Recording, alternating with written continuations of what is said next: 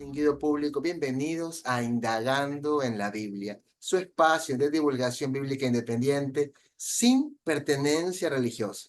Les comento que hoy tenemos un tema muy interesante con un gran invitado, un gran amigo, el Moré Eliezer Sepúlveda, nos está acompañando ahora desde Estados Unidos. ¿En qué ciudad te encuentras, querido Eliezer, exactamente? Estoy en Cleveland, Ohio.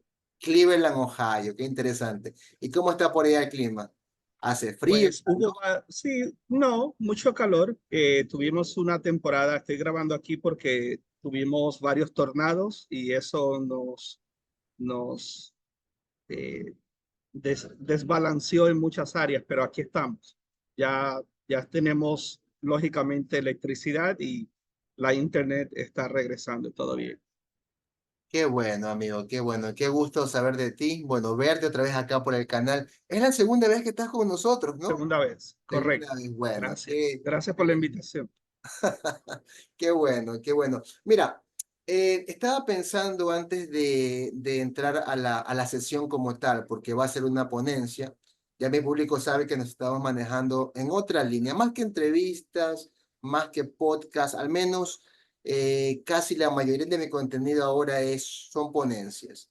Me gustaría que te dejes conocer para quienes te ven por primera vez, no te conocen. Te dije Moré, Moré significa maestro, eres un maestro judío, pero me gustaría que nos hables acerca de ti un poquito más, por favor. Gracias. Bueno,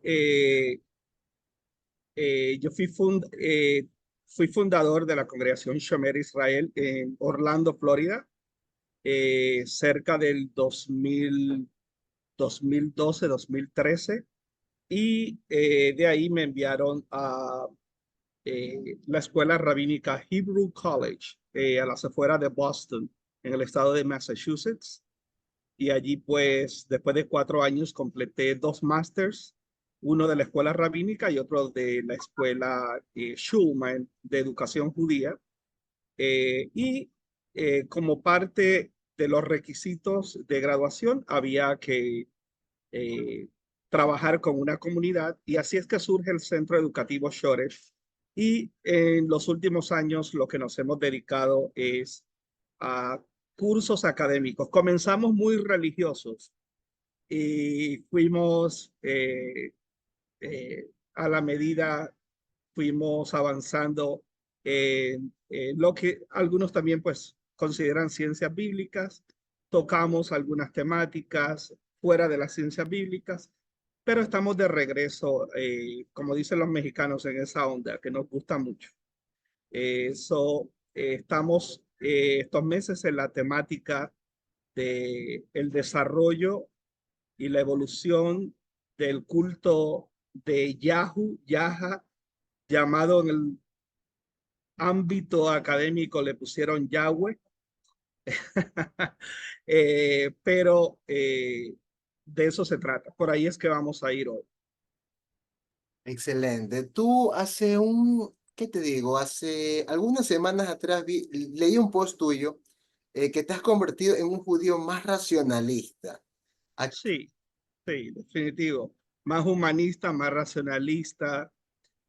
Sí, cuando estoy en comunidad, pues lógicamente entiendo que es parte de mi identidad, pero es porque decido aceptar esa tradición, y creo que eso no me resta el estar consciente a cómo se ha evolucionado y desarrollado esa tradición y su importancia en cuestión de identidad judía, pero estando muy consciente de las evoluciones y la data arqueológica y epigráfica, textual, filológica, y pues claro, llevando, sobre todo buscando un despertar que yo pueda ejecutar, ¿no? En favor de otros y en favor mío primeramente y de mi familia.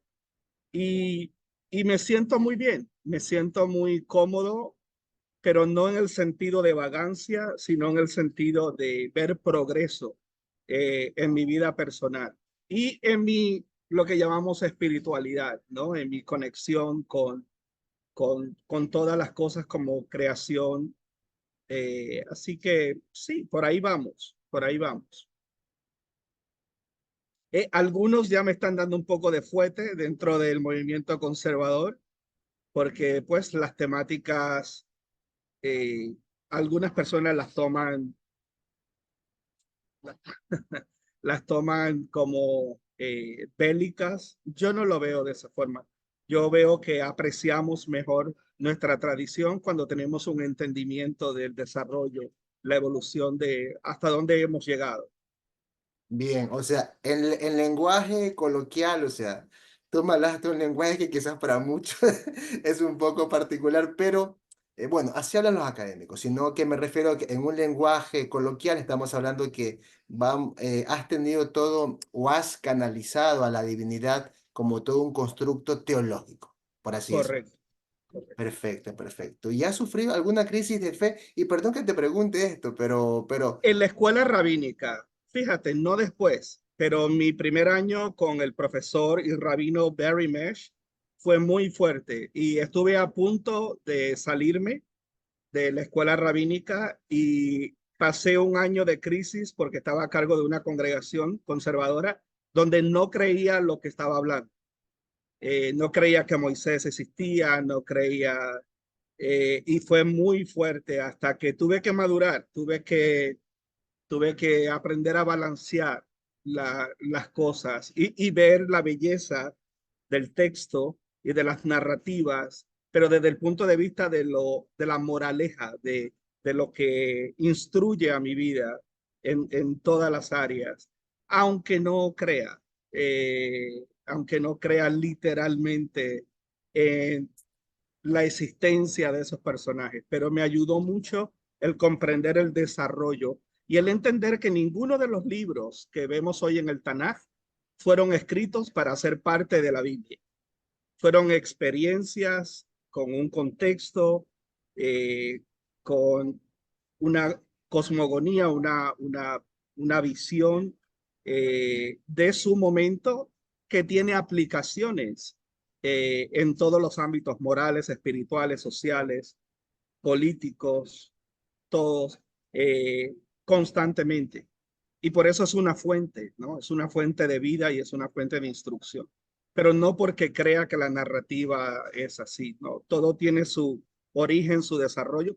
Yo no nací así de 56 años, ¿no? Un óvulo y un espermatozoide eh, se unen, un embrión, un feto, un bebé, un niño, un preadolescente, y la teología, todo es así, todo realmente es así. excelente, amigo, excelente, excelente. Eres actualmente Moré, certificado por la comunidad judía Sí, masortí, ¿no? sí, bueno, para mí, ¿no? Y yo respeto todo lo que se llama Moré, pero para mí, Moré, para ser Moré, realmente, tanto en Israel como fuera de Israel, pues tienes que tener credenciales, tienes que haberte graduado, aunque Moré en lo secular significa un maestro, un maestro, ¿no? Pero maestro de escuela, maestro eh, con credenciales, con una certificación del Estado de Israel para ser maestro de escuela, ¿no? Eh, no es que yo me hago autodidacta y me convierto en un moré, que es lo que a veces veo. No, moré es un título que, bueno, pues tienes que tener un diploma de una institución reconocida. En este caso, pues yo hice una maestría eh, en educación judía para dar clase en una academia judía, ¿ok? A niños de matemática, religión, de lo que fuese, ciencia, inglés, hebreo, pero también era un programa dual donde tenías que hacer una maestría de la escuela rabínica. Es el mismo edificio, pero distintos pisos tenían distintas escuelas. Y el primer piso es cantorial, lo cual no me interesó, a pesar de que toco piano, pero no estaba en mí. Para llegar a ser rabino hay que tomar las tres, más un año y medio en Jerusalén en nuestra yeshiva masortí o conservadora en Jerusalén y luego pedir ordenación.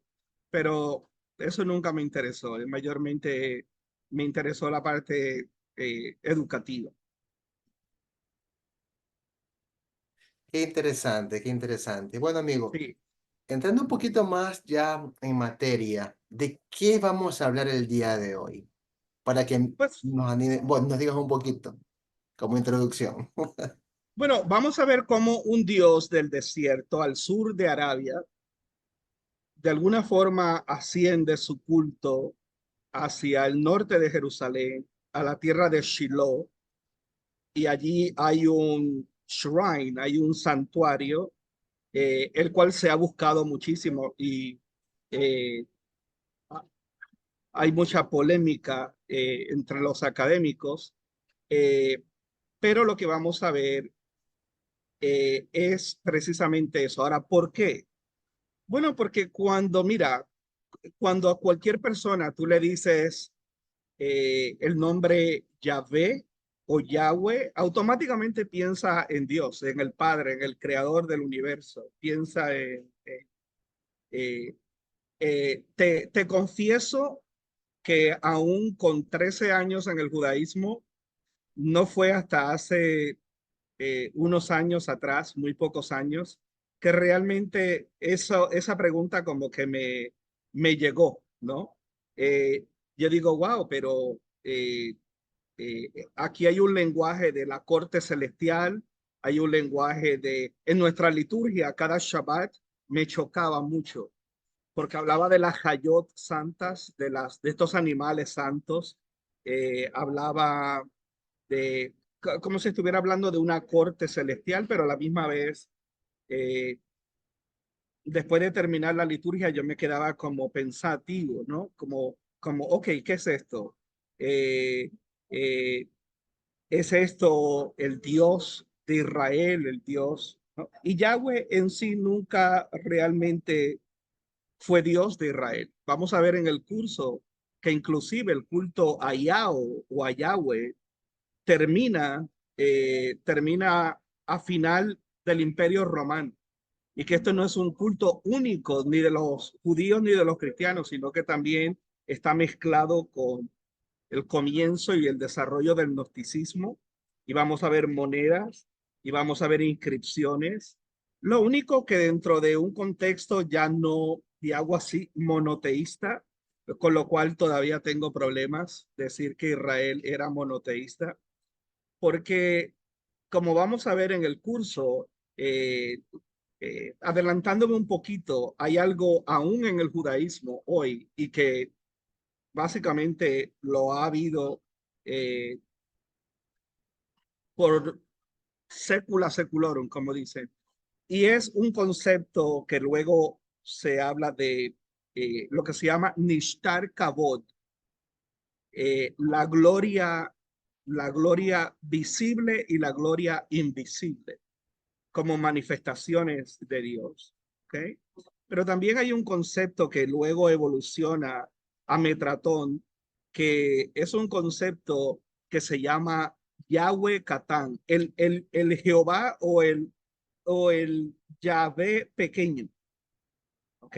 Y esto tiene que ver con una herejía que existía inclusive para el tiempo paulino y probablemente algunos eruditos piensan que Pablo fue influenciado por esto, donde había lo que se llama un biteísmo, donde hay un Dios principal, pero hay otro Dios, sea que haya sido hombre y haya sido exaltado, como dice Pablo en Filipenses, o sea, como decía este movimiento, que es parte de otro nombre que es importante que vamos a tocar en el curso, que se llama judaísmo Merkabah o misticismo judío Merkabah, ¿ok? Que es esta misma idea de, de que el creador le otorga a un grupo seleccionado el privilegio de entrar en un trance y ascender hasta el tercero, cuarto, quinto, sexto cielo y de ver figuras.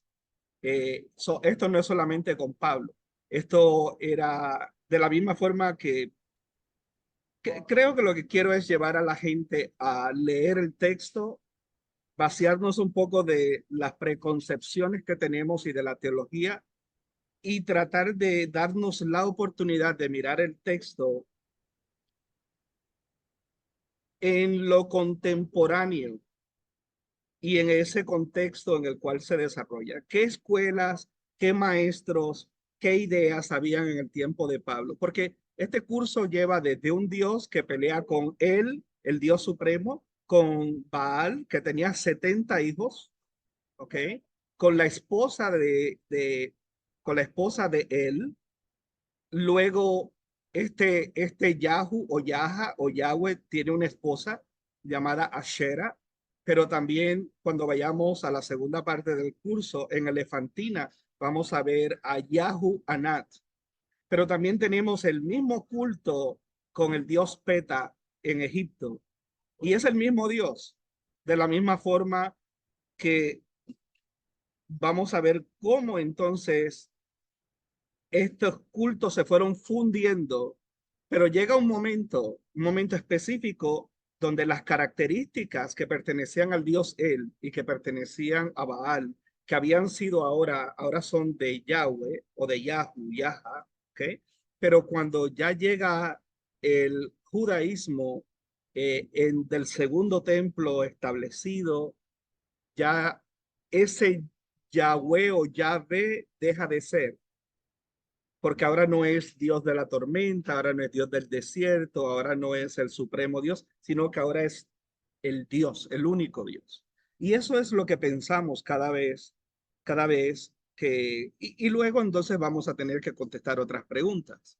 Y es cómo Jesús visualizaba a este Dios Yahu o Yahweh, ¿no? O Yaha o Yao, porque Jesús fue contemporáneo de todas esas vertientes y de esas monedas que corrían y lógicamente el gnosticismo también en parte va a, a tener sus influencias también en eso. Qué interesante, qué interesante. Sí, mencionaste el concepto de binitarismo, ¿no? Sí, Viteísmo, biteísmo. Ah, ya, perdón. dos teos, Sí, sí. Ahora, eso tiene sus vertientes. O dos deidades moralmente en contra, o también la hay una en sumisión a la otra, ¿no? Eh, so, cuando yo creo que debemos de mirar a Pablo desde esa perspectiva, pero también permíteme ir atrás, eh, permíteme ir atrás a el relato de la creación. Porque mira cómo leemos el relato de la creación. Bereshit bara Elohim, ¿ok? Pero luego decimos que creó los cielos y la tierra, ¿ok?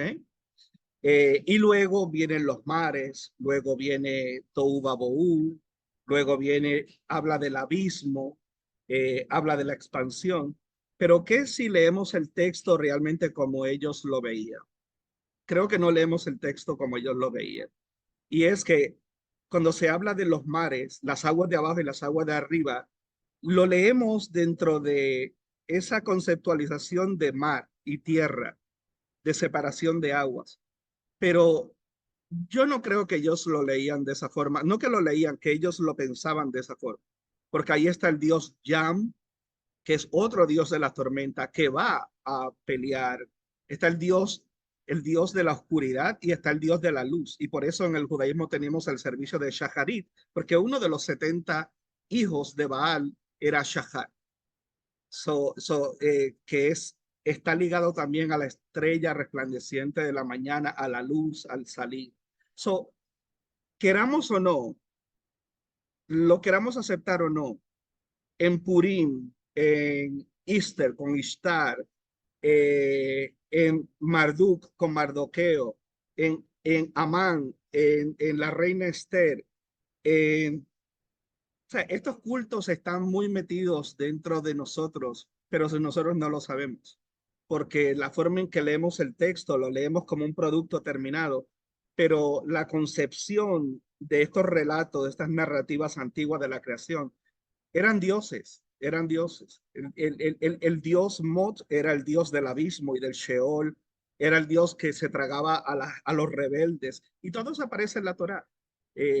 Lo único que bajo la agenda, que todo lo que vaya en contra de Yahvé o en contra de Moisés o en contra de es malo, y Baal no era malo, pero va a llegar un momento donde estas batallas van a crear en la mente de los escritores y de los defensores de un culto determinado, van a crear narrativas que van a presentar a Baal. Baal es el hijo de él, el Dios supremo, y es el primogénito del Dios él. ¿Ok? Y mira si esto es así, que Baal es el Dios, al igual que él, Baal es el Dios de las tormentas y es el Dios que tiene un rayo en su mano. Es el Dios que hace posible la vida, las cosechas, que hace posible todo.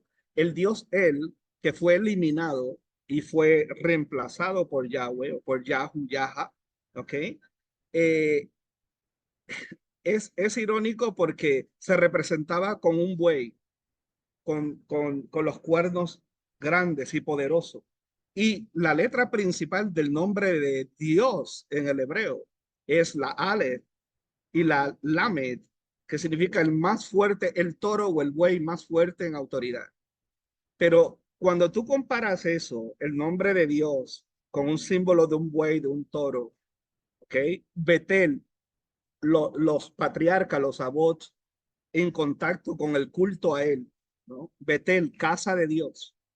Pero sin embargo, cuando ya entras a las narrativas de Yahweh y la salida de Egipto, de Misraim, ¿cuál es el mayor pecado según la Torá del pueblo de Israel? El becerro, haber adorado al becerro de oro. Y esa era la representación de él. Entonces, a lo que quiero llevarlos es que es la forma en cómo leemos el texto. Hemos leído el texto ya con un culto completo, evolucionado, pero ahora tenemos que comenzar a ver el texto a que cuando dice oscuridad, cuando dice abismo, cuando dice muerte, pensar como ellos pensaban, ¿no? Con esa cosmogonía y con esa mitología presente, y que cada una de esas deidades afectaba literalmente todas las áreas de su vida. Eh, y este nombre, Yahweh, esto es lo primero que quisiera compartir. Y es que esto no existe. Aún la tradición afirma que hace 2000 años no se sabe eh, cómo se mencionaba el nombre. Esto tiene una historia, tiene que ver con el alemán, pero no voy a entrar ahora en eso. En el curso voy a entrar en eso. Vamos a hablar mucho del concepto de Yahu o Yaha, porque la arqueología bíblica, mayormente la poca arqueología bíblica que hay, realmente nos lleva hacia eso. Y también eh, no es que pretenda llegar hasta allá, pero para adelantar un poco, los rollos del Mar Muerto en relación a Levíticos capítulo 3 y capítulo 4, donde aparece el nombre Yao, el cual después en otras versiones fue cambiado a Curios, al Señor. Precisamente en la defensa de un monoteísmo, porque las implicaciones de ese nombre Yao, pues no eran buenas, ¿no? Para ellos, para la agenda de, de una visión monoteísta, un culto monoteísta. Bueno, vamos a adelantar un poco la importancia, diría, de este curso es los descubrimientos arqueológicos y epigráficos en relación al texto bíblico, comparar lo que hay de la arqueología y los salmos, especialmente los salmos arcaicos que nos hablan de la fusión de Baal, el dios él, y Yahweh. y los cuales están muy presentes en Shabbat, en nuestra liturgia. Crear un balance entre la tradición de fe y el entendimiento de su posible origen y desarrollo. Hay cosas que se saben, hay cosas que no se saben. Hay un gap muy fuerte entre el siglo XIV y el siglo IX antes de la era común. Eh, un tremendo gap hay ahí, igual que hay un gap enorme entre el Dios de los patriarcas, el cual es el Shaddai, el Dios él, pero luego después, este Dios Yahweh se manifiesta ni tan siquiera por alguien que es parte del pueblo judío y por alguien que no lleva un nombre judío, Moisés, ¿no? Que es como un tanto irracional el que Moisés no tenga un nombre judío y que hayan faraones que compartan ese nombre y a la misma vez conocer a este Dios, cuál era un Dios desconocido, por medio de su suegro, que era un sacerdote en Midian. Eso cuando uno realmente se adentra en el curso y comienza a ver todos estos elementos, es realmente intrigante. Lo otro es diferenciar entre narrativas y los datos históricos. Y es porque leemos la Biblia como si fuera un libro de historia. La Biblia tiene elementos que pudieran ser históricos, pero nunca fue la intención de los escritores ni escribir para que su libro fuera parte de, de la Biblia, más los editajes que estas narrativas han tenido, las capas, the layers, eh, van de acuerdo a agendas y a momentos específicos y a propósitos específicos, ¿no? Porque también toda esta literatura era parte de la maquinaria de propaganda de los reyes y definitivamente pues tenían que cumplir ese propósito. Y lo otro es reflexionar sobre las percepciones teológicas, como lo que ya hablamos, de el Yahweh Catán, de el Nishtar Kabod, eh, eh, toda esta parte mística, toda esta parte que se va a desarrollar de escatología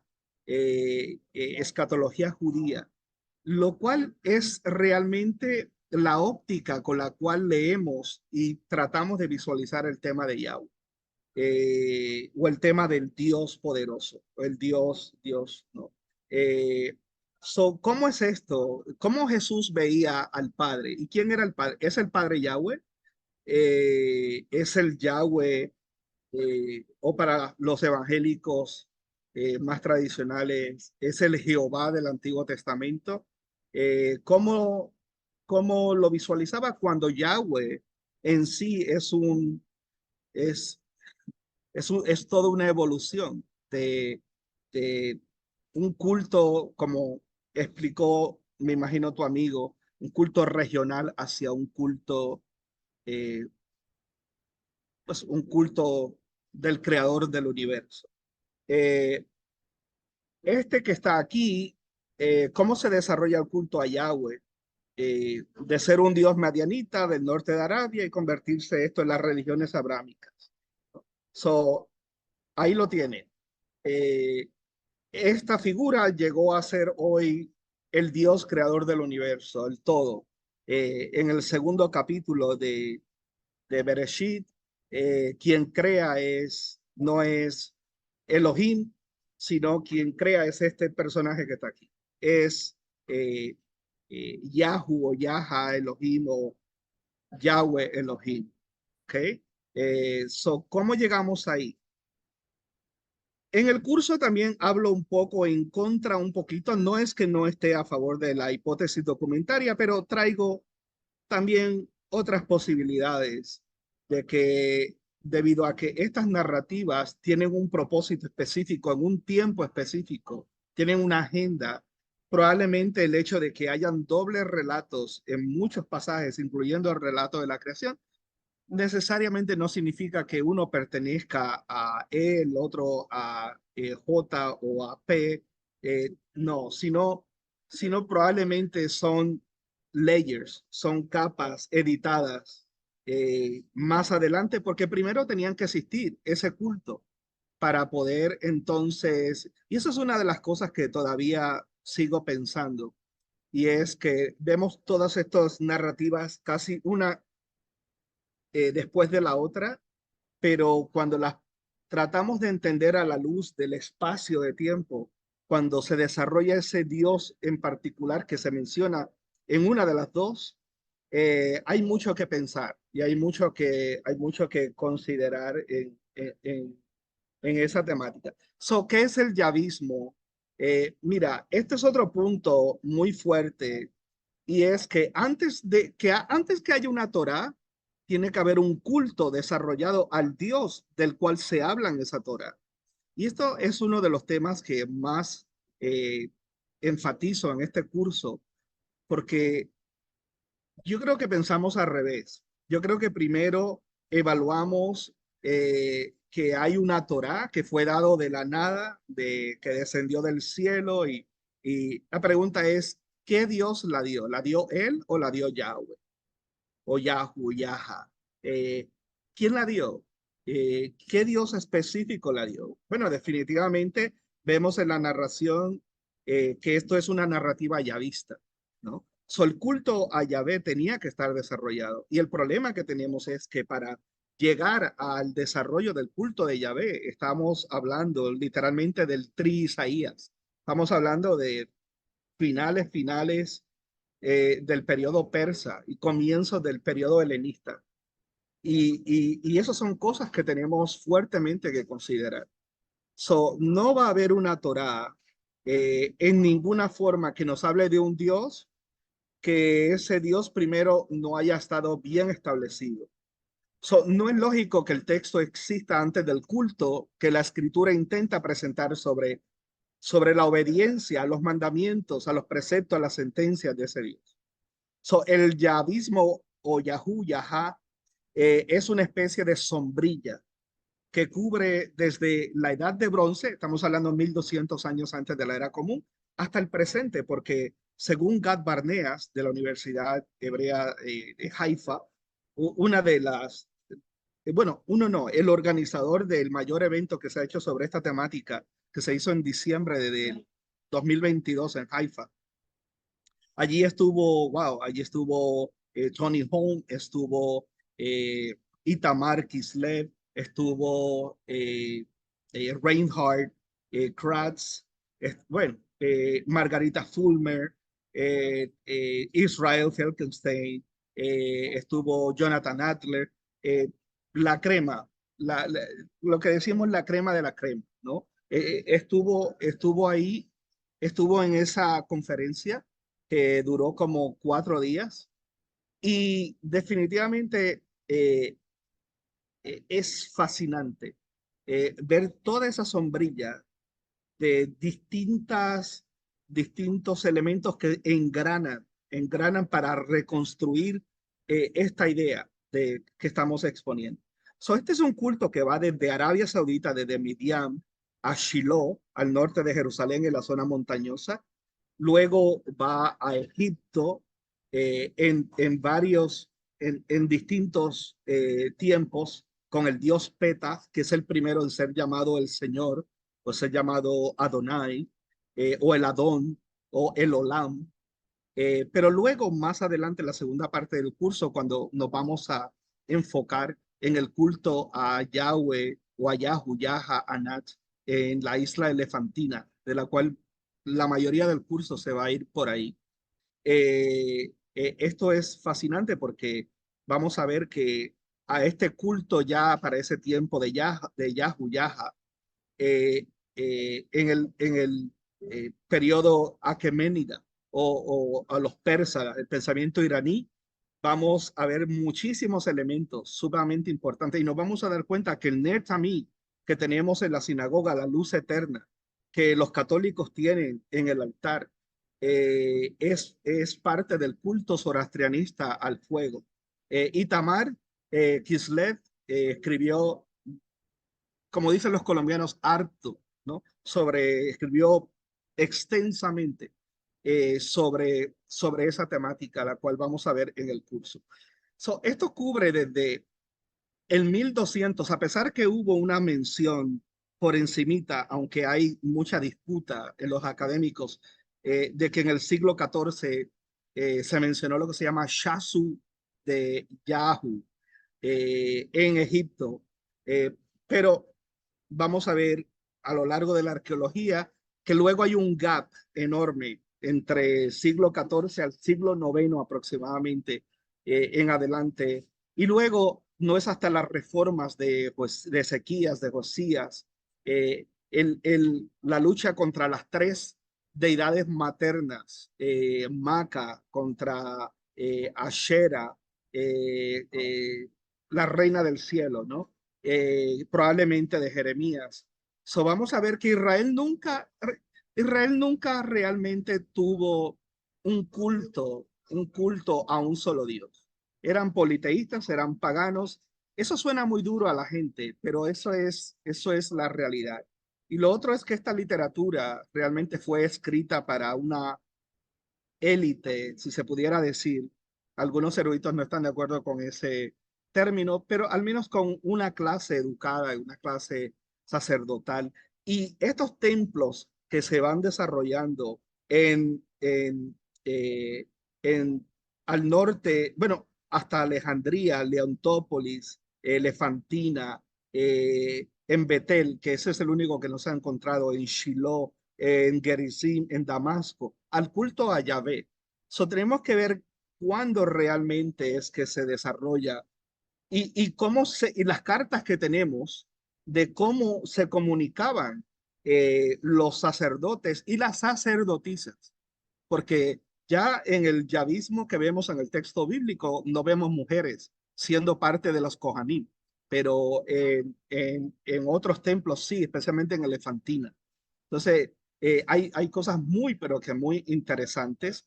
Y luego esa batalla con dioses como lo que se llama el dios Hunum, que es el dios que crea. Y esto sí es fascinante porque a mí el nombre de ella, Francesca Stavroska, Stavropoulos, ella escribió un libro que se llama God and Anatomy.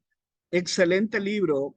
Y Gad Barneas y también Jonathan Adler tocan mucho la idea de que este dios Nun es el primer relato realmente que tenemos de un dios que es competencia y tiene un templo al lado del de Yahu o Yahweh en la isla elefantina, y este dios egipcio es realmente quien crea al hombre del barro de la tierra, y su hija es quien sopla a la nariz y le da vida. Antes de todas estas narrativas que tenemos en la Torá, que están directamente dirigidas hacia el relato de la creación, y por eso vuelvo y repito, vayan y tomen la Biblia y busquen los dioses cananeos, el dios del mar, el dios de la mañana, el dios del abismo, el Sheol, de que la tierra se abre, de la oscuridad, ¿ok? Eh, eh, el dios de la fertilidad, Ashera, la cual es representada en un tronco de un árbol, y tratemos de volver a leer con esa visión, con ese pensamiento como realmente ellos pensaban en ese tiempo, leer esa narrativa otra vez, ¿no? Eh, y es muy interesante hacer ese ejercicio. Lo otro es que tengo dos cursos. Está este y está el otro que es ¿cuándo fue que se desarrolló el texto de la Torá? Basado en esto, porque primero tiene que haber un Dios para luego haber preceptos en favor de ese Dios. ¿Cuándo fue? ¿Cuál es la data? ¿No? Y la mayoría de estos 15 eruditos que hemos considerado principalmente para estos dos cursos, la mayoría afirman que la Torá terminada es un producto de finales del periodo persa y mayormente del helenismo o de la comunidad de Alejandría. Y los judíos en Alejandría, aunque esto es del otro curso, pero los judíos en Alejandría es muy interesante que eran llamados básicamente los hijos de Orfeo. Eh, y, y vamos a ver la literatura hacia eso y qué realmente representa eh, esa comunidad de Alejandría en relación al texto de la Torá. Hablando de 300 años antes de la era común aproximadamente. Mira, estos son los especialistas. Mi favorito, Jonathan Adler, Kip Davis. Yo soy un fanático de Kip Davis. Joel Baden, Jacob L. Wright, judío, acaba de sacar un libro fabuloso. Dice Why, ¿por qué? Muchos hablan de cómo la Biblia fue hecha, eh, pero no hablan de por qué la Biblia hebrea fue escrita. ¿Cuál fue la razón? Él es el duro en eso. Francesca Stavrakopoulos es una de mis favoritas. Y Gad Barneas, definitivamente. Edward George no tiene tanta fama, pero es muy interesante su punto de vista y es un investigador judío, ortodoxo. Es irónico porque es ortodoxo. So, eh, este que está aquí se especializa en las influencias en lo que se llama el relato P, en la hipótesis documentaria sacerdotal, el relato sacerdotal, y todas las influencias persas eh, y relacionadas al culto a Yahweh también. Israel Finkelstein nos pone en contexto que todos esos números gigantes y de la construcción de los muros cuando Nehemías y cuando Esdras, eh, basado en sus descubrimientos arqueológicos, afirma que la comunidad era una fracción de lo que dicen los textos y explica pues, el por qué, ¿no?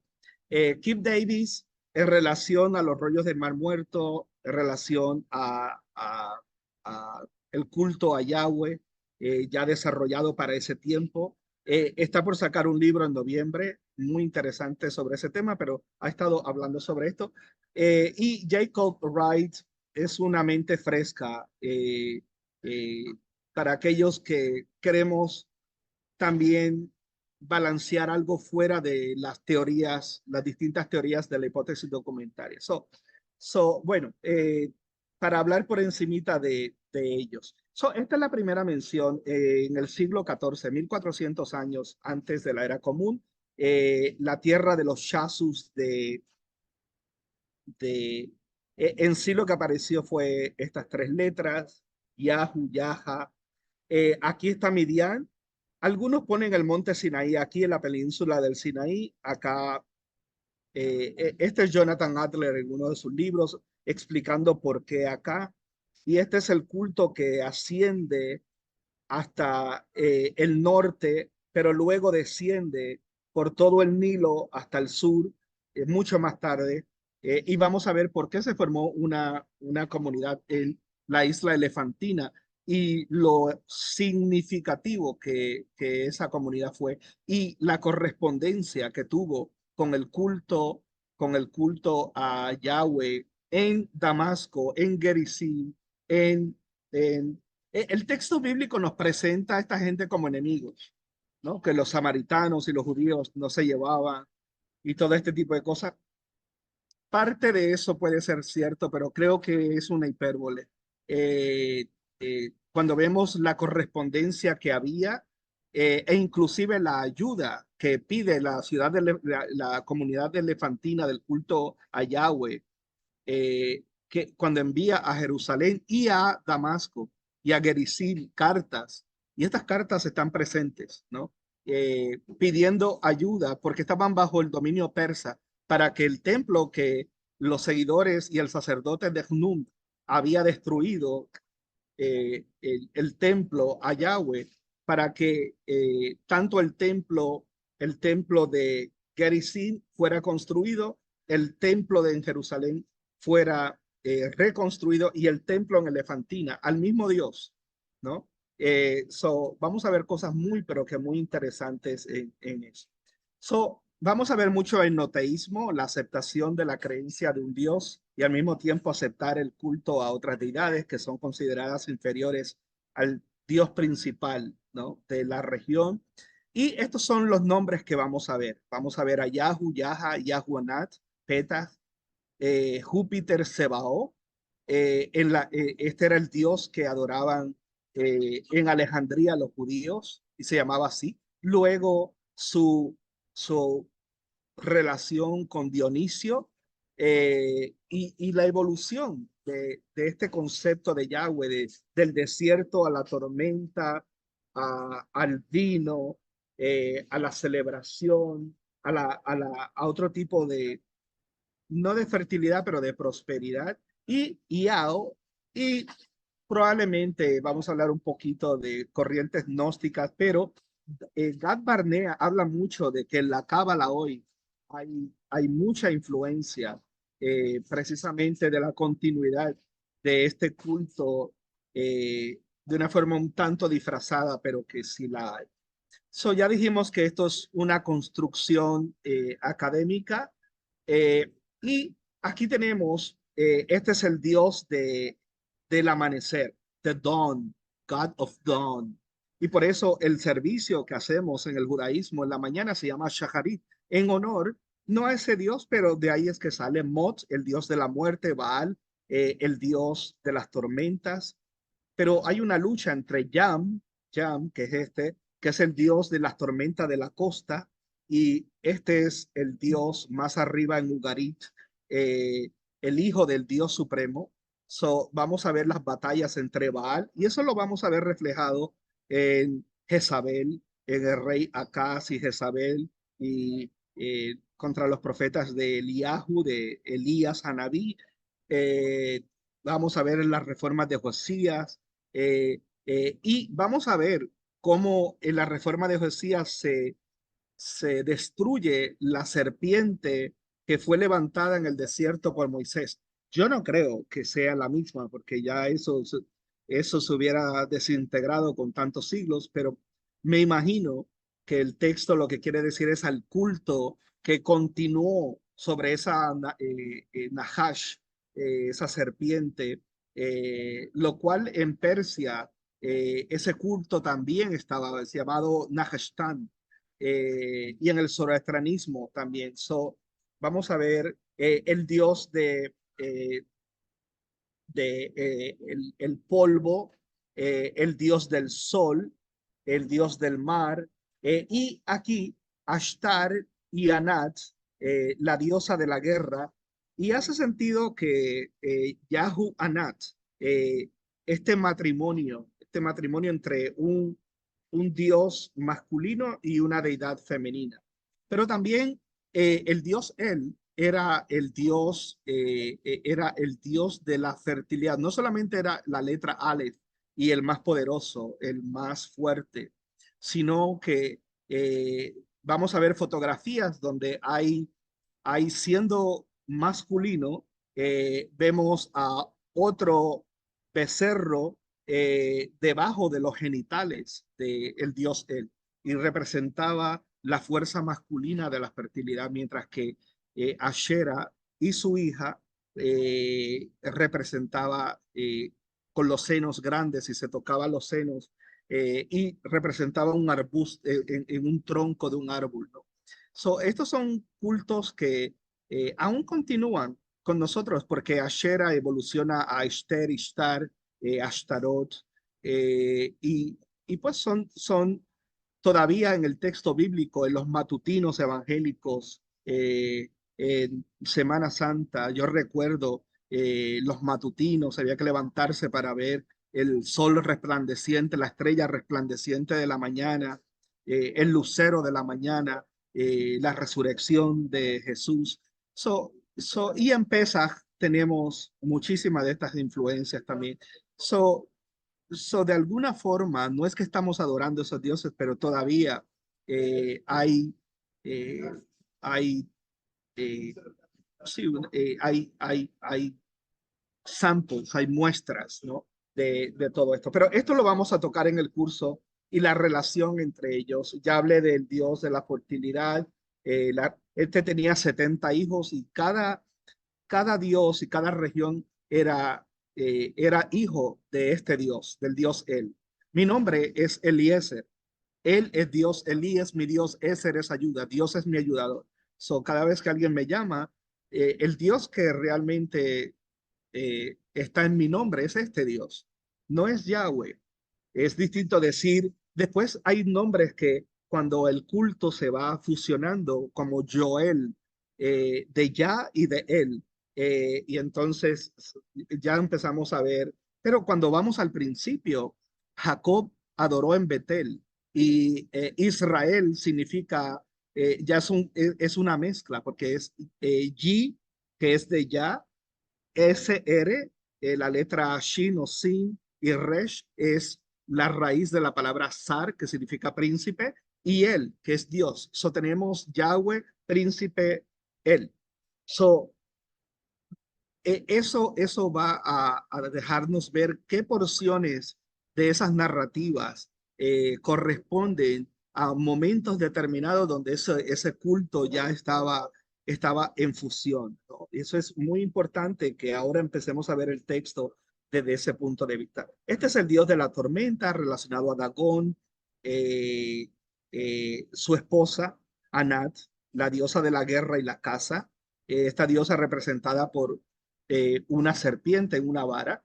So, básicamente, cuando el texto habla de que Moisés levantó la serpiente en el desierto, vamos a ver alusiones dentro de las deidades egipcias, pero también vamos a ver las equivalencias. Es igual que más adelante vamos a ver a Ashur, y Ashur está relacionado con Marduk, y fue uno de los puntos más importantes para esa, ese futuro desarrollo de algo más monólatra, la monolatría, ¿no? Distinto al enoteísmo, donde hay muchos dioses, pero yo adoro el mío, pero aquí ya va más camino hacia un monoteísmo, ¿no? Y hago así. Eh, Gad Barneas dijo algo que me tiene un poco desconcertado un poco, pero él dice que y quiero indagar un poco más sobre eso, porque él afirma que el Islam tiene una tradición monoteísta más pura, si se pudiera decir, o más afín con el concepto del monoteísmo. Y bueno, eso es algo que voy a buscar. Aquí tenemos a Mod Ayan.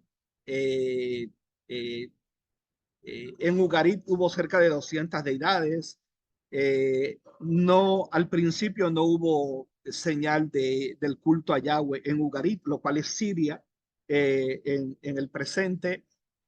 Y eh, esto es un culto que luego en Afrodita, en Venus, a los romanos, todo eso lo vamos a ver esto es importante. El 14 de Nisan es la noche donde hay luna, no luna nueva, luna llena.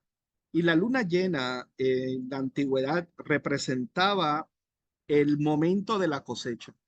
Y vamos a hablar mucho sobre eso porque es sumamente importante para poder ubicarnos en el pensamiento del mundo cananeo en referencia, porque hoy se habla mucho de idolatría y la gente me dice, no, es que Israel adoró demonios y el culto a Moloch, lo cual algunos eruditos piensan que eso es una mala traducción y que no hubo un dios llamado Moloch y no hay prueba arqueológica de ello, ni en la epigrafía tampoco, pero sí a un sacrificio que tiene esa misma construcción o raíz de la letra Mem, la letra Lamed y la letra Kuf.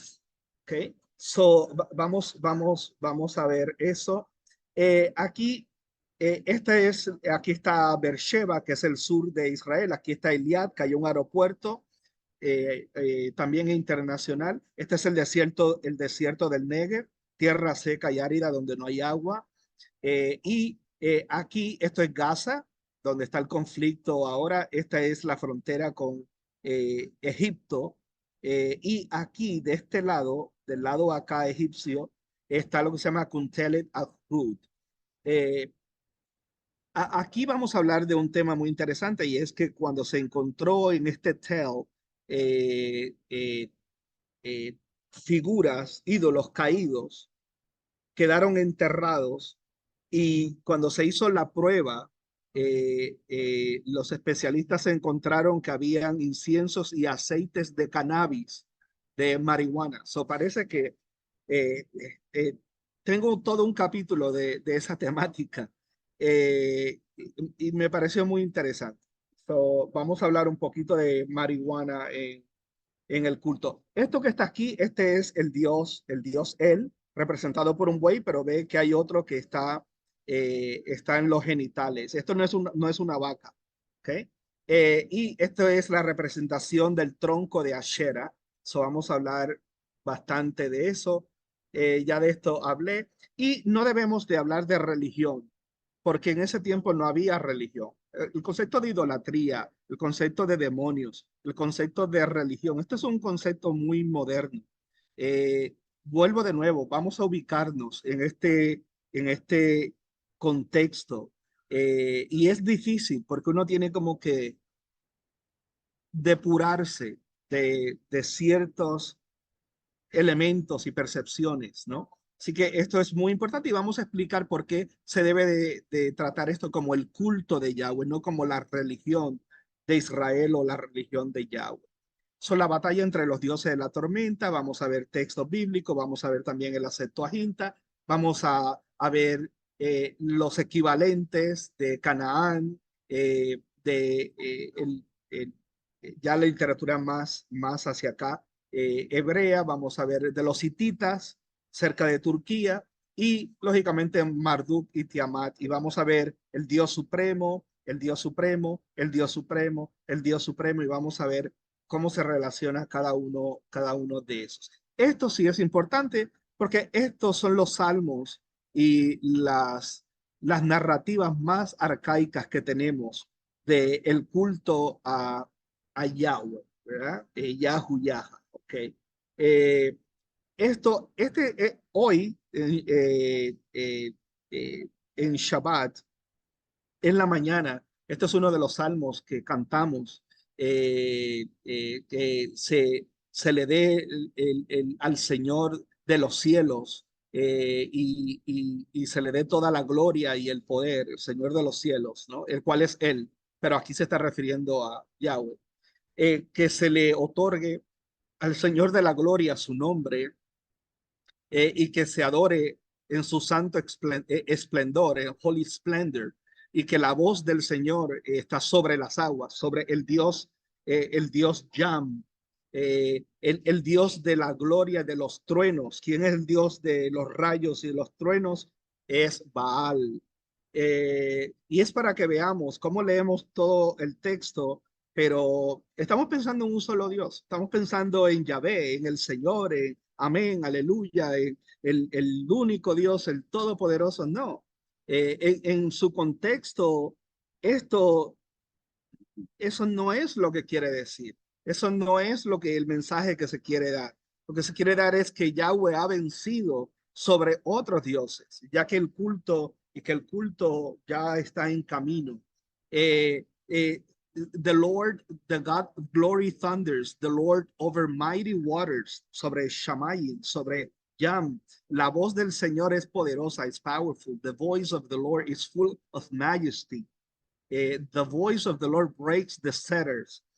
Bueno, los cedros. ¿Qué cedros? ¿Los del Líbano o los troncos o los de Asherah? Eh, eh, Dice la voz del Señor, the Lord breaks the cedars of Lebanon.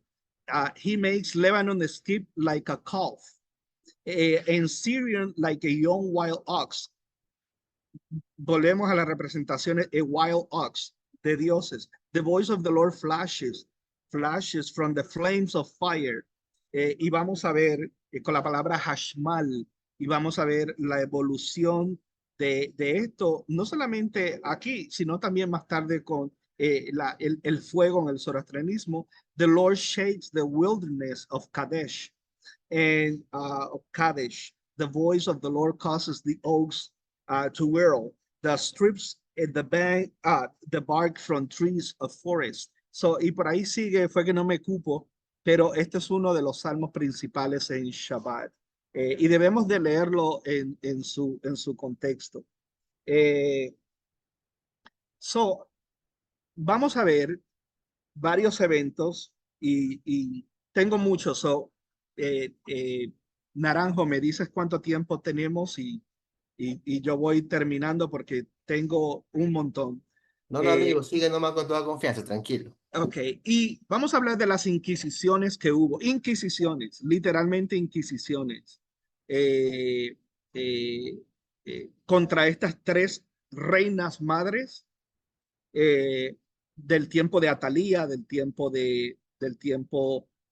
Maca, es básicamente nieta de Absalón, creo. Sí, nieta de Absalón. Y de ahí salió un branch, una ramificación de un culto a la reina madre.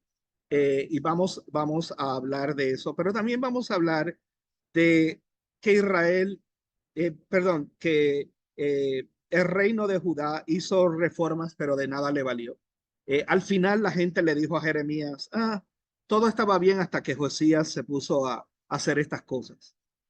Porque esa era la mentalidad. La gente lo que veía era como lo ven hoy. Hoy ven a Trump y ven a Kamala Harris y se preguntan, fuera de ideologías políticas, ¿cuál es mejor para mi bolsillo? ¿Cuál es mejor para mi economía? ¿Cuál es la gente? Muy poca gente se dedica tiene que ser un issue muy fuerte como que le toque de verdad, pero el grueso de la gente lo que busca es el bolsillo, lo que busca, ese es el contexto. El contexto es quién me da lluvia, quién me da agricultura, quién me da el fruto, quién me da la cosecha. Y por eso el 14 de Nisan era tan importante, porque el Dios que lograba llevar el pueblo hasta ese día y que entonces hubiese esa luna llena y se recolectara la cosecha, ese era el Dios real, porque ese es el Dios que hace algo por mí. Ese es el Dios que realmente me conviene, ¿no? Vamos a hablar bastante de estas reformas y especialmente vamos a hablar de Acaz, Ezequías, Manasés, Amón, Josías. Amón fue asesinado y era hijo de Manasés y Josías tenía 8 años.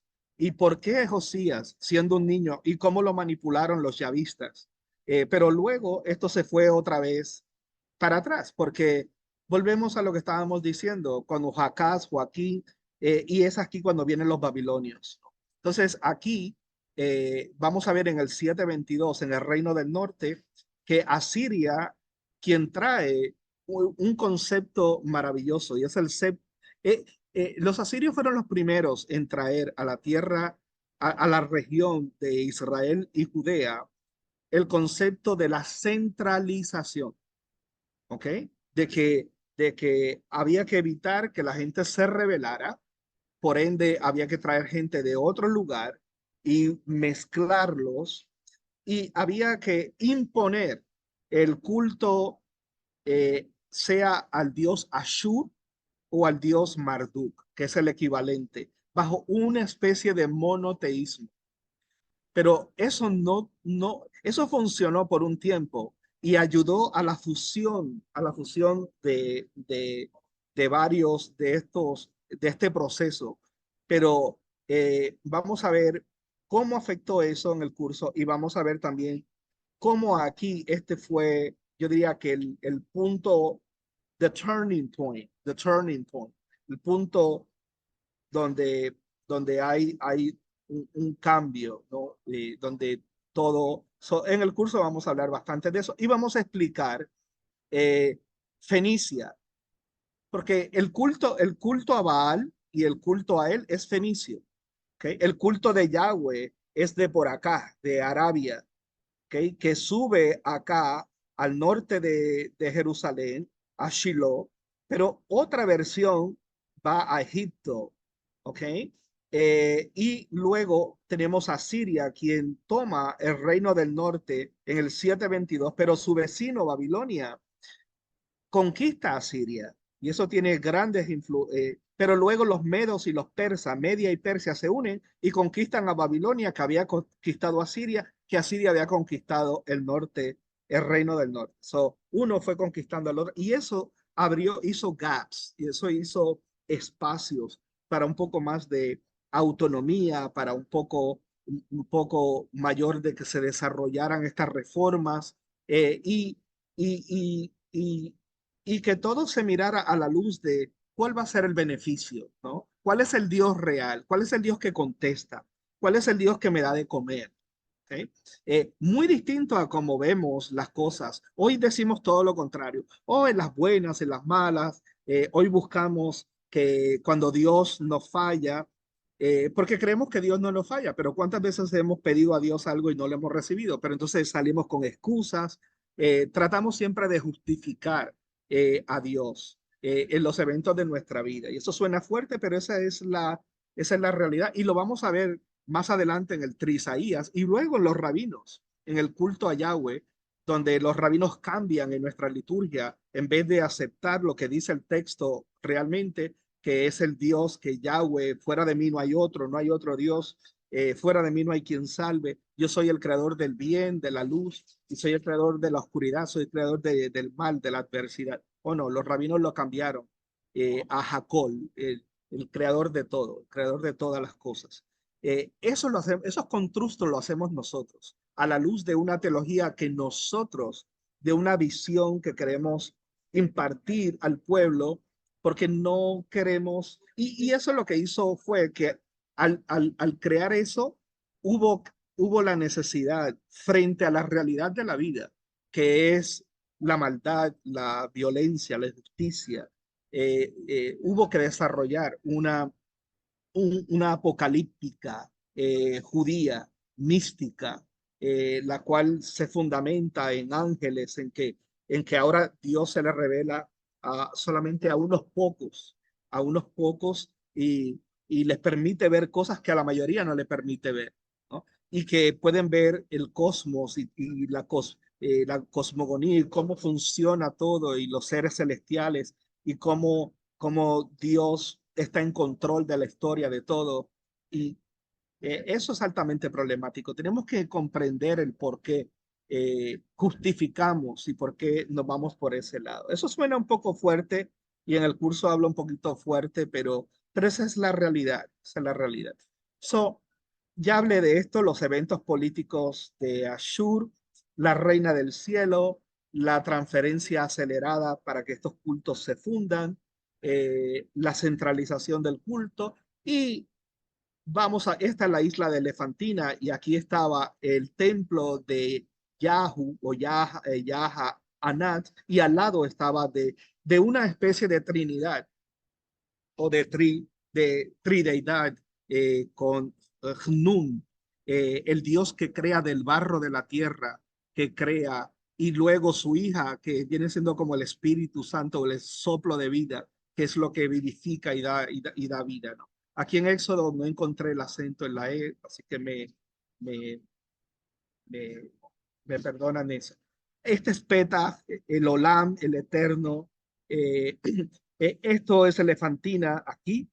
Y vamos a hablar mucho porque aún hoy, si uno visita Elefantina, la gente cree que aquí hay dos cuevas, dos cavernas, y que de ahí brota agua, manantiales, y que todo el Nilo y el Mediterráneo y el Mar Rojo y todos los océanos, que esa es la fuente de vida, ¿no? Y ese era el centro principal de adoración en Egipto. So, en el curso vamos a hablar largo y tendido de Elefantina y de la correspondencia con los otros templos, tanto en el área de Samaria, en Gerizim, Damasco, y en Jerusalén, en Shiloh, en Betel, Leontópolis, entre otros. Hubo muchos templos a este culto. Eh, Yahuanat, este es el templo. No sabemos realmente nada del primer templo de Salomón, pero vamos a ver de la influencia fenicia, que realmente lo que tenemos nosotros en el judaísmo y en la escritura judía es fenicia mayormente. Y vamos a ver el porqué y las medidas, cómo lo sabemos, qué templos fenicios han descubierto, que el templo de Salomón era una réplica básicamente de ese templo. Las batallas entre Baal, bueno, los, las, ¿cómo se llama? Los asentamientos y descubrimientos arqueológicos, las monedas, este es el dios Yahweh, vamos a verlo. Ya aquí parte de influencias gnósticas, pero aquí esto que está en rojo es en griego, y vamos a ver también en latín la mención eh, de, de ese culto dentro del imperio romano. So, aquí lo tenemos, y eso es todo. So, he tratado de condensar los elementos, yo diría, más fundamentales del curso, pero vamos a entrar en muchísimo detalle sobre esto. Y luego, al final este es un curso de un mes. Hoy, por cierto, se envió el segundo capítulo. Hay asignaciones, hay preguntas a contestar. Es un regalo, $50. eh, y las clases están en videos, pero hay mucha lectura. E hicimos un libro que lo que hice fue al estilo cuando estuve haciendo la tesis. Busqué los mejores recursos de fuentes primarias, los leí, los comparé, vi qué tenían en común, establezco qué es lo que uno cubre que no cubre el otro, que debieron de haber cubierto, o que son preguntas que surgen de su trabajo. Y básicamente es eso, es para tener un documento, eh, eh, un documento extenso, pero organizado por cada uno de los autores, y cuál es su aportación y qué temáticas se derivan de ahí, que lógicamente no las tocaron, pero que son preguntas importantes. Cuando uno hace research, uno lo que busca es eso, es qué puedo yo investigar que este erudito primario ya investigó, pero qué preguntas salen de ahí que necesitan ser contestadas, ¿no? So, espero que les haya servido de algo y nada, ya se pueden matricular. Muchas gracias por el apoyo. Alonso, gracias por la invitación. Y si tienes alguna pregunta, pues aquí estoy. Lo que quiero decir es que por eso el curso también va dirigido, el segundo curso, a cuándo realmente la Torá vino a existir. Pues tú no puedes tener un texto llamado Torá que te hable de que tienes que obedecer un Dios cuando ese Dios todavía no ha evolucionado, cuando ese Dios todavía no es la figura central de una nación. Entonces, eso nos va a llevar mucho más hacia acá, hacia el Excelente, periodo excelente. final del periodo persa y principio del periodo heleno. Ya, ¿cuándo comienzas tu curso, estimado Eliezer? No, ya está disponible. Ya está disponible. Ya no estoy haciéndolos en vivo. Lo que la persona hace la matrícula y Tú le comienza das el ese mismo material día ya. Bien. a estudiar. Ujú. Ya, ¿cuántas clases son? Eh, Son 8 horas de clase. Es un libro de texto extenso y son 6 asignaciones. Y al final del curso ya tienes todo el libro. Se va dando, cada semana se va dando un capítulo, hay semanas que se dan 2 capítulos, dependiendo cuán intenso sea. El tema de Elefantina, culto a Yahweh en Elefantina es muy extenso. A las personas que nos están viendo o que están viendo este video, por favor, dejen sus interrogantes en la caja de comentarios. Eliezer va a estar respondiendo sus inquietudes. El curso, bueno, ya está disponible para quienes deseen. Yo los invito a inscribirse, van a aprender muchísimo. Y sobre todo con Eliezer, que es una persona preparada en la materia, Así que aprovechenlo, disfrútenlo. Y no sé si tengas que decirnos algo más con respecto a esto, Eliezer. No, a Al ti, curso, amigo. gracias y pues eso es lo que hacemos y lo hacemos con mucho amor y con mucha Entrega, cabana, con mucha cariño. intención y con mucha entrega. Sí. Así que, pues esa es la dirección en la que vamos y eh, gracias por la invitación. No, gracias a ti, querido amigo. Bueno, gracias también a ustedes, querido público. Soy su anfitrión Alonso Naranjo Arias, desde la Perla del Pacífico en Guayaquil, Ecuador. Y nos ha acompañado mi buen amigo Eliezer Sepúlveda, que ahora está en Cleveland, Ohio. Cleveland, Ohio. Sí, Amiga, Cleveland es los Grandes Lagos. los grandes. La otra orilla es Canadá. Excelente, amigo. Un abrazo, un abrazote enorme. Sí, gracias, gracias, querido público. Nos vemos próximamente en otro video nuevo en Indagando en la Biblia, su espacio de divulgación bíblica independiente, sin pertenencia religiosa. Cuídense mucho. Gracias. Chao, chao. Gracias, gracias, Eliezer. Hasta la próxima.